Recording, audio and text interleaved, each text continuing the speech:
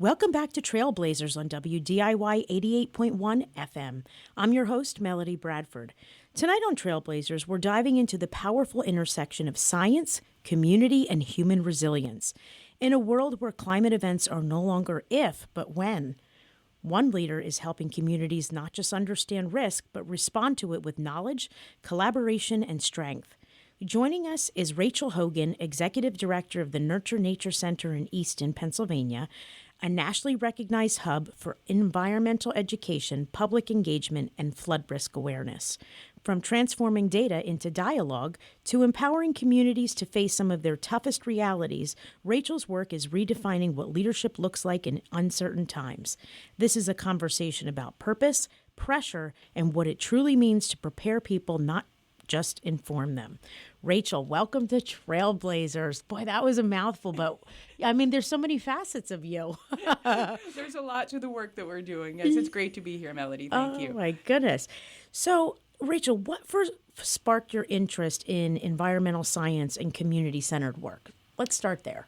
Okay, we'll start there. And I think that the community-centered portion came first. Okay. I grew up and born and raised in Easton. My father was born and raised in Easton. And I grew up following him around and getting to know everyone in town in that way that a small city life happens. Sure. And I learned by example that taking care of your community is simply what you do as a matter of course.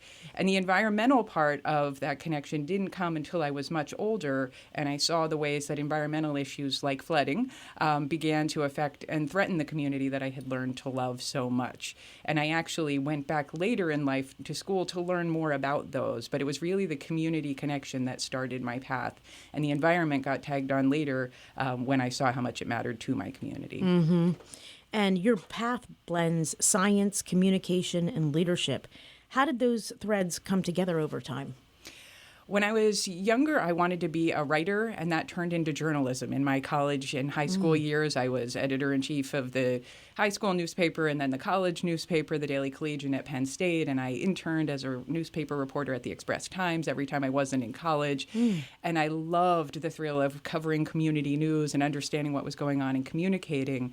And then I, had developed leadership through those roles as editor-in-chief and enjoyed that. But then I became a community organizer a bit later when I was in my early 20s and used those communication skills for getting the community together to undertake activities that would make us a stronger community. And again, that science component didn't come into play until we began the operation of Nurture Nature Center, which was not until 2007. And science became a key piece in understanding how to communicate risk and build resilience and strengthen our community. And we'll dive into what the center does a little bit more later in the conversation. But just as an overview, tell us what happens at Nurture Nature Center, like for the benefit of our listeners. Yeah, you're right. Nurture Nature Center is a dynamic center. We use science, art, and community programming to engage people in learning about environmental issues. If you come to Nurture Nature Center, we have a beautiful historic facility on 518 Northampton Street.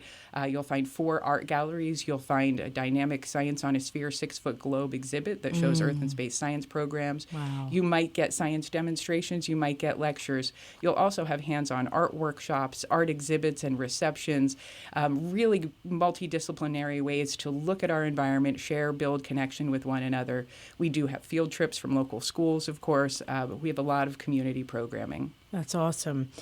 In addition to leading the Nurture Nature Center, you also serve as an adjunct professor and social entrepreneur in residence at Lafayette College, correct? Yes, that's correct. Yep.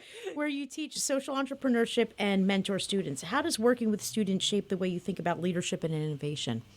Oh, goodness. Working with students is so refreshing. I teach 1 semester of social entrepreneurship per year. And in that class, I team students from all different disciplines and all different grade levels and put them into teams and pair them with community partners. So local nonprofit organizations or for-profit organizations who are trying to do social good in one way or another. That's awesome. It's really awesome. And then the students get to meet these leaders, hear about the work the organizations are doing, and help them solve a challenge that the organization may have. Sometimes that challenge is, how do we reach people 18 to 24 years old? How do we get to that demographic to bring them into our program? And sometimes it's just, we need a rethink on a way to to host this event that we think is important or isn't working, or we have a structural challenge in our organization. Can you help us ideate new ways? And the energy that the students bring to it really reminds me that we need to give young people opportunities for leadership. We need to let them have a chance to come up with new ideas and see what works and what doesn't work, and to fail and to try again, and to, to iterate on things in a real world context, because they really come to life and offer us so many new creative strategies. It's always exciting. Do you have a favorite project that they've worked on along the way? I don't know if I would have necessarily a favorite one, but what I really love overall is the thread that happens within them when they start going out and looking at what other organizations have done around the country. That's often what they do. So they encounter a local organization that's dealing with food access, or is dealing with housing issues for people, or economic development, and they start looking to see what other communities have done to address these issues, and their eyes pop open, and they come back and they want to tell their community partner, have you heard about this organization and this organization? And they start making those connections to back home. I saw something like this in my home, and so when they make those personal connections, that's kind of where the favorite part for me comes.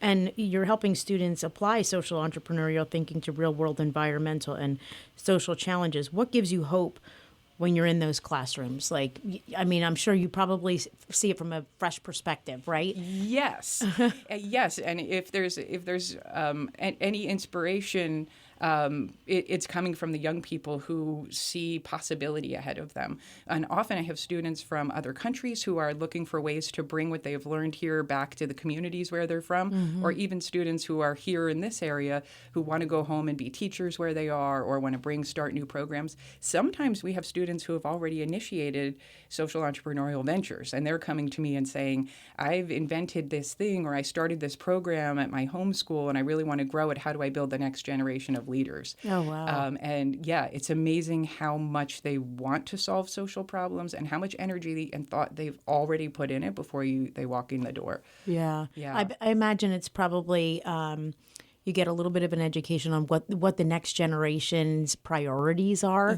Yes. And so, and I'm sure that might differ a little bit. I mean, we're all socially aware, or, we want to do the right thing, but it's interesting to kind of see how that generation approaches that. Yes, and their frame of reference is completely different. And so they're not thinking about the activism on college campuses that happened in the 70s and 80s and 90s as their guide.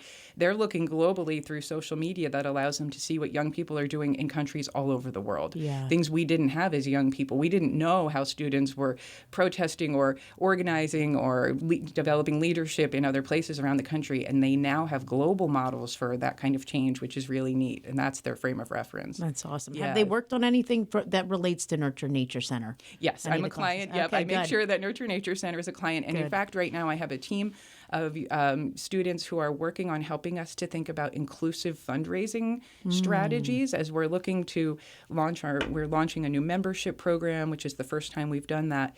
But I really want a way for lots of people to be able to contribute to us in small ways, right? So not always big ticket donations, but small ways that the contributions, so people feel connected to us and feel like they have a stake in our growth, because our organization has really grown from the community.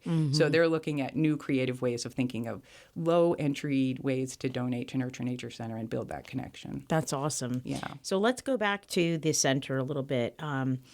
It's evolved significantly over the years. How was it originally formed, and what has shaped its growth?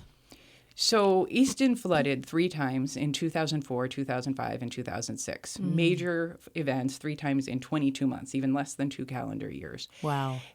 And it was really shocking to people because it hadn't really flooded since 1955. So there was nearly a 50-year hiatus in flooding. And I think that the floods had become a piece of history rather than science. The truth is, if you live near a river, you're always at risk for high rising waters. And the floodplains are formed by previous floods and they belong to the river. Right? We should expect it, but we had come to not expect it.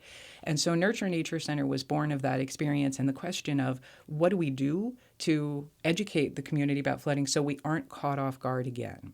And we formed in 2007 as the Flood Museum and Resource Center initially.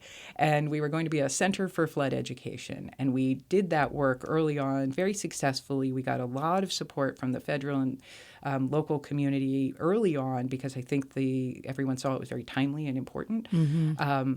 But once we opened the building in 2011, by then we had changed our name to Nurture Nature Center to be more positive and more encompassing. Pretty quickly, the community let us know that there's a whole world of environmental issues that we need to address. And so now, if you come to Nurture Nature Center, while we do a lot of work on flood risk still, you can come in and find programming about watersheds and invasive species and astronomy and space and geology and all kinds of amazing science and environmental issues. And really cool exhibits that actually illustrate that, may I say. Thank you. Really cool exhibits that illustrate that. Thank you. Now, we had talked a little bit about that evolution, but you guys have, you have your sights on something rather large that I am super excited about. Me too. Let's talk to me about that. Great, thanks. So yes, the Nurture Nature Center has been a continually evolving organization that's grown in response to what the community has asked for. And a number of years ago, the city of Easton suggested we consider growing our organization even further. And we have been successful in securing financial support from the Economic Development Administration to build the Earth and Sky Dome. It'll be attached to the rear of our building. The construction's happening as we're talking here right now. We have steel and concrete up right now. That's amazing. And the Earth and Sky Dome will be a 75-seat immersive domed theater that can show Earth and space science programs, but also be a venue for cultural performances and arts and humanities programming, consistent with our programming at NNC. So it will attach directly to the back of our Science on a Sphere science hall and gives us about 8,000 more square feet of programmatic area. So I think we'll really transform the depth of programming that we can have, the range of programming, and the size of audiences that we can bring into the building as well. Yeah, and let's not forget the collaborations, right? So your work involves collaboration with scientists, policymakers, and the community. What makes those partnerships so successful and possible? I mean, and what do you have planned for that project specifically? Collaborations that could be coming up, like what potential do you see there? Yes. So Nurture Nature Center has grown entirely on our partners and friends. And so we work with local organizations, local nonprofit organizations like Community Bike Works and others to bring programming into the community. We've been working very closely with the libraries while we're closed for construction as sites. We also have national partners in our education. We've worked with other centers across the country, but also government offices, local weather forecast offices, and river forecast centers and places, because these experts and meteorologists and hydrologists are science experts that have so much to bring. And so we've brought them into the center to help lead programs about what's going on with the weather right now.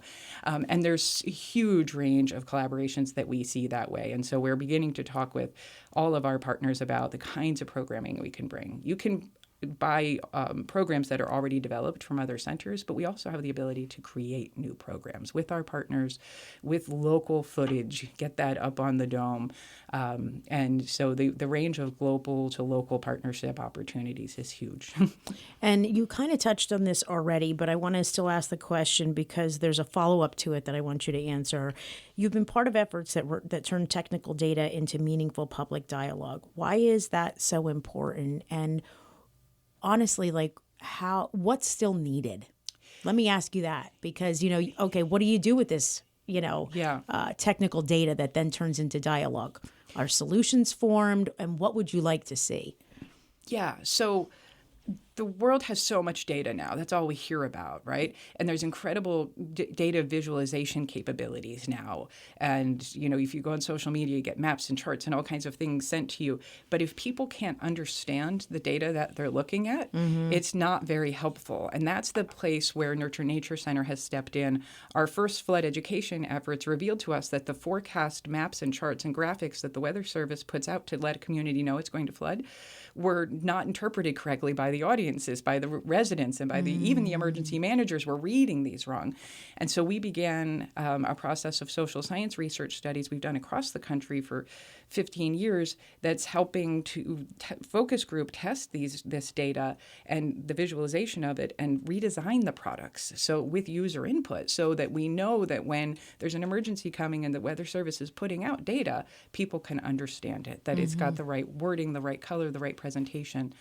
And that remains a huge challenge. And I think if we're going to be able to successfully use data to solve environmental problems, we need data literate populations. And that's a large part of efforts that we've done at Nurture Nature, including through special programs for middle school teachers. We've developed programming with National Science Foundation and NASA support for professional development for middle school teachers to help them use arts-based approaches to understand scientific data literacy with their students. So creating new curriculum modules that they can use so that the next generation of young people coming up can make sense of this data and use it for solving problems. Any ideas on how to globally scale that? And when I say globally, that I mean it doesn't have to be, I the globe. It can be, national, regional, So, the Lehigh Valley is really important, but it's a relatively limited scope in metropolitan size. And Nurture Nature Center is important, but we're a relatively small organization. And so we've often viewed our work as sort of like a laboratory. So these projects that I'm talking about, where we do teacher professional development and create new models and have teachers co-create the curriculum with us, have been national in scale. So we've flown in teachers from Texas and Los Angeles and Colorado and all across the country and asked them to help us build these models and then go back into their classrooms, pilot them, let us know what's working, what doesn't work, which pieces of these models are really sparking engagement with students and increasing understanding. And we've had a couple of cohorts of teachers who worked with us on some of these programs for years, helping us to do this so that we can spread this model nationally.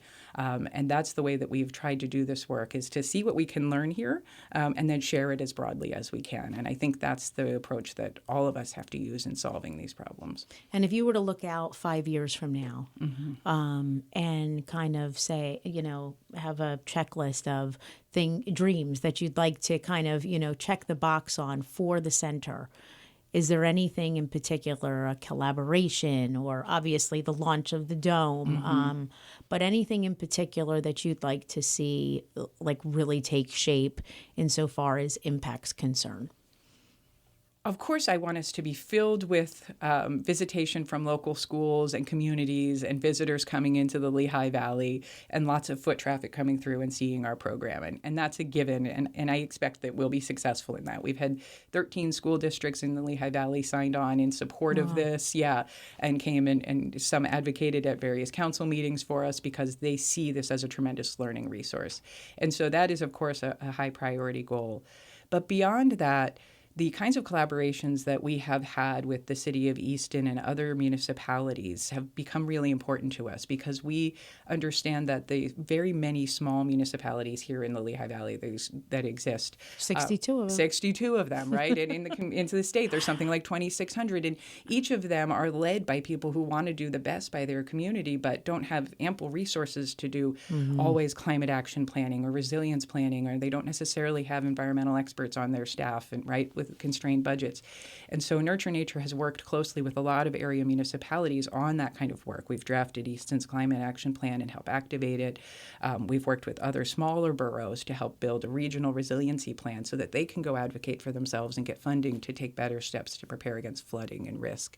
And I'd love to see Nurture Nature Center really seen as a resource for residents, but also governments and other community organizations who we have a project right now, Create Connections, that's trying to use a whole community approach to make places like libraries and nonprofits and businesses also be communicators of these messages so that it's not just Nurture Nature always telling you what you need to do, but everybody understands this is what it takes to have a strong community. So I'm hoping that diffusion continues to grow over the next 5 years. A large but certainly important goal that you have there. That's awesome. Let me talk a little bit about your leadership. As executive director, what does your day-to-day leadership really look like behind the scenes? I work with the smartest people I have ever met. I know some of them. You're right. And they're all smarter than me. And I'm not just saying that. And I've really come to see that my job on a day-to-day basis is to make sure that they have the support and the encouragement and the tools and the resources that they need to design and shape and deliver our programs. And so we have a leadership team that works really closely together to bring the art and the science and the community legs of our programming together so that they all carry that mixture. But our educators bring forward creative ideas and the energy and the ideas for which props they're going to use to illustrate which, right? And so my job is to make sure that they all know how important the work they are doing is and how much we stand behind them, and then to let them do it and to try to stay out of the way as much as possible and let these brilliant people go out and make friends and teach people and build new partnerships for us. What are you most, I mean, I've seen so many exhibits that you guys have, like I said, illustrated so beautifully. Is there one in particular that you're most proud of, do you think, for the center? I mean, I know that the big one's coming up, right? So that'll be like a huge, yes. But that's in the future. Right now, I mean, is there one in particular that, if you were to explain to somebody why they should come to the Nature Center and check it out beyond just, maybe a school visiting, what would they expect to see and what are you most proud of? So, of course, our centerpiece exhibit is the Science on a Sphere. This is a beautiful 6-foot globe. It is our dynamic teaching tool. Now, once we have the dome, those are going to pair together beautifully to give you an external and internal look at environmental issues. But beyond that, right, that's the obvious answer. But beyond that, as you walk through the building, there are pieces of art created by our community. There is a mural that is in our grand stairwell. That was one of the first pieces we ever did, Earth is Art. And it had people from age 3, my daughter Annie was 3, up to people in their 80s who came together on weekends and learned about painting from an aerial perspective and painted squares that were put together into a mural of places that they loved. And sometimes I stand at the top of the stairs and I just look at that because it's a beautiful landscape. You see lots of river scenes, you see agriculture, you see lots of center square in Easton from different perspectives, right? But really anchoring people to the environment and the places where they love. And that sort of ethos is what I'm really proud of in our center, that people don't just come and learn something and then run away and kind of, go on with their day, but they really anchor themselves into the place and connect with other people who care about it and then come back for a science program and come back for an arts program. That's what I love. All this innovation, all this evolution, what have been some of the toughest challenges you've faced in this role or along your journey? There was no model for what Nurture Nature Center should look like. So we are not a science center. We're not an art museum. We now say that we're an education and research organization, and we are. But I've often realized that we are creating something new, right? We're creating something that is responding to what the community asks us to do. When we began doing flood education, we thought we were teaching people how to use forecast tools to be ready for floods. We didn't realize that we were going to encounter that they didn't know how to use them, and then we would have to move over to social science research to solve that problem, right? And then as we began starting new programs about watershed health and about other things, we realized people need a way to take this home and do this in their own lives. It's not enough just to provide the education. So we started the Watershed Friendly Certification Program in partnership with with Penn State Extension. And that allows property owners to certify, if they can qualify on a test online, that they are taking the right steps with their own property to be watershed friendly. And that's proved very important. We have several hundred properties across the state, that are certified now. So we didn't know at any step along the way that we were going to do a certification program or this, but we have to keep being open and evolving and saying we're going to do what we need to do. And so dealing with uncertainty and being willing to try something and have it not be quite right and then move on and try something else. From a personal perspective, what have those challenges taught you about leadership and about yourself?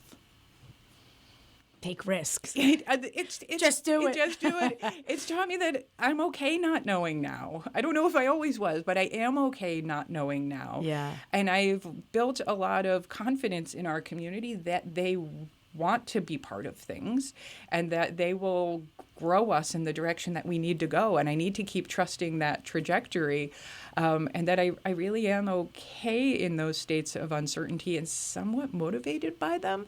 So now I have about a year until we launch the new Earth and Sky Dome, and I'm trying to imagine something that doesn't exist yet. Right now we've got steel and concrete and a big construction and huge machines in our backyard, and I just stand and look at it all the time and think, okay, this is what it's going to look like, and here's what we're going to do, and let's run with it. And it's very exciting to me, more than it's terrifying.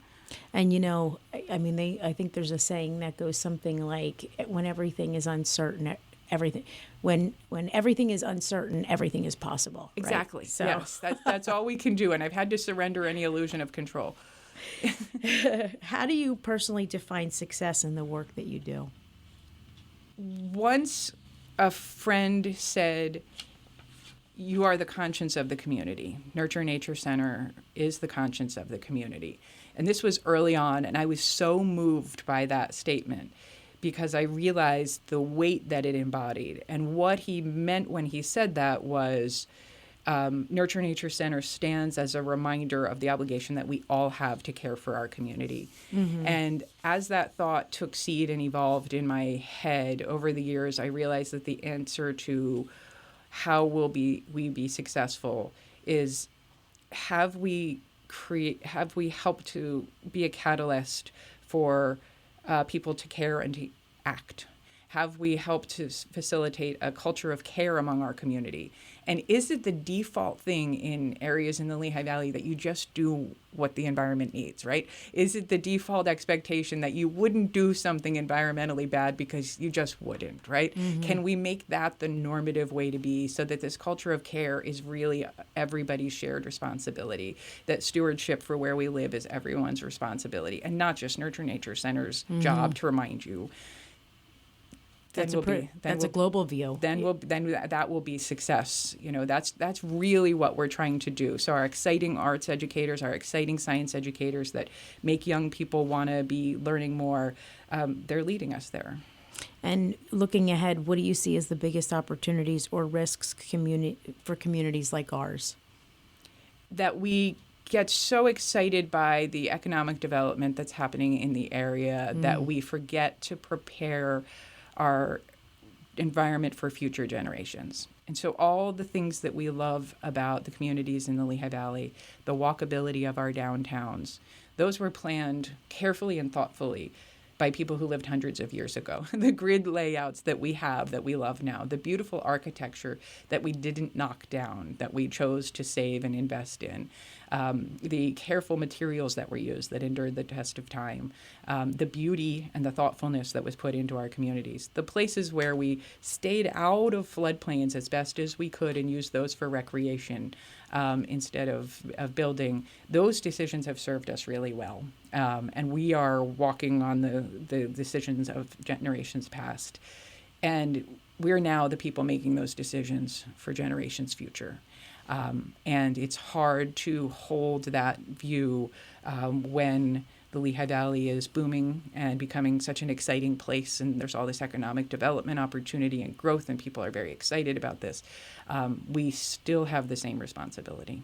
And, globally, yes. The climate's changing in its own ways as well. What advice would you give to leaders navigating uncertainty in today's world, especially those trying to drive meaningful impact, maybe a developer, right? Mm-hmm. Trying to build it up, but still, right, remain conscious. We have to expect environmental impacts from a changing world right now. We have to look at around the world and in our own country and see the tremendous floods that are happening in places where they had never had floods before, and plan that they could happen here because they can, right? Our communities are located right near waterways, and we have to expect and anticipate and plan for that now.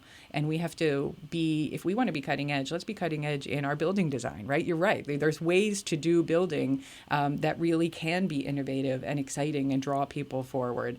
And if we don't, we may not like what happens, right? And so we need to really look at the global risks, look at the global trends in weather patterns, look at the local trends, and plan with those in mind. Mm-hmm. Rachel, this conversation reminds us that leadership isn't just about reacting, it's about preparing, connecting, and empowering. Through your work, you're helping communities not just face uncertainty, but stand stronger because of it. And that's what being a trailblazer is all about. Thank you for the work you do and for sharing your story with us tonight. To our listeners, this is your reminder that knowledge is power and preparation is possibility. Until next time, keep leading, keep growing, and keep blazing your trail.